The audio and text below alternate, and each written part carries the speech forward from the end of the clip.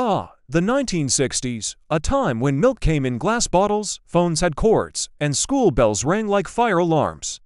If you were a student back then, you probably remember the smell of chalk dust, the clack of typewriters, and the feeling of polished wood desks under your arms. But school wasn't just about pencils and pop quizzes. It had its own set of rules. And let's just say, they were a little different from what today's kids are used to. Today, we're reflipping back the pages of time to look at 10 school rules from the 1960s that would absolutely shock kids today. #10. Paddle first, ask questions later. Back in the 60s, discipline didn't mean detention, it meant the paddle. Corporal punishment was a common part of school life, and nearly every classroom had a wooden paddle hanging in plain sight. One wrong move, and you might be asked to step out into the hallway, and everyone knew what that meant. Teachers had the authority, and parents usually backed them up. It wasn't seen as harsh, it was just how kids were kept in line. By the late 1980s, most states had banned it, but for 1960s students, it was just another part of the school day.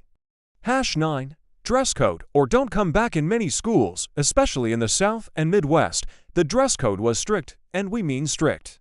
Boys had to tuck in their shirts, no jeans allowed, and hair above the collar. Girls couldn't wear pants at all, skirts had to reach the knee, and some schools even used rulers to check. This was all part of the belief that how you dress shows how you learn. It wasn't until the 1970s that these rules began to relax with the rise of student rights movements. #8. No talking in the cafeteria. Yes, you heard that right. In some schools, lunchtime was for eating only. Talking was discouraged or even forbidden in the cafeteria. Monitors would walk up and down the aisles, watching for chatter. It sounds harsh, but it was seen as a way to keep things orderly and make sure everyone finished their meal.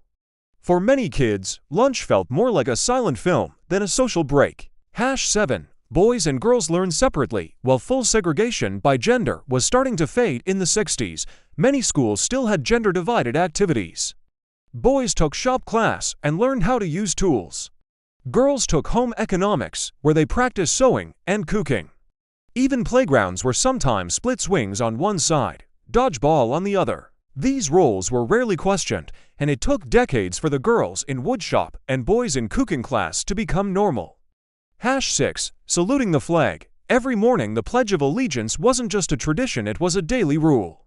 Every morning, students stood, faced the flag, placed their hands on their hearts, and recited it together. Some schools even added a moment of silent prayer, especially before the Supreme Court ruled it out in the early 60s.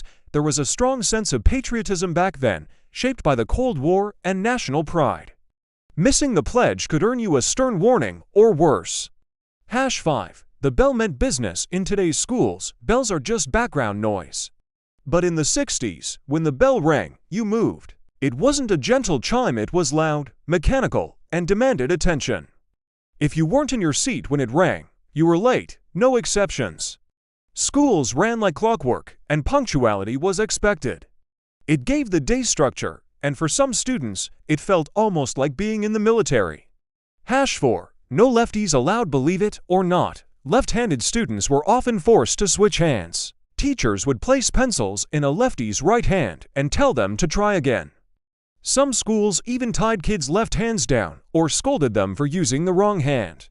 It was based on outdated beliefs that left-handedness was incorrect or even a sign of rebellion. Thankfully, this practice faded by the 1970s, but for 60s kids, writing with your natural hand wasn't always an option. #3. Quiet in the halls. Always walking through the halls in the 1960s was like marching in formation. No running, no talking, no gum chewing. Teachers or hall monitors stood at corners like guards, and even a whisper could get you sent back to class. The idea was that discipline didn't stop at the classroom door. Today's students might enjoy hallway conversations and quick hugs, but in the 60s, the hallways were places of silence and swift steps. #2. Assigned seating. For everything from lunch tables to bus rides, assigned seating was the norm. You didn't just pick your seat, your teacher picked it for you.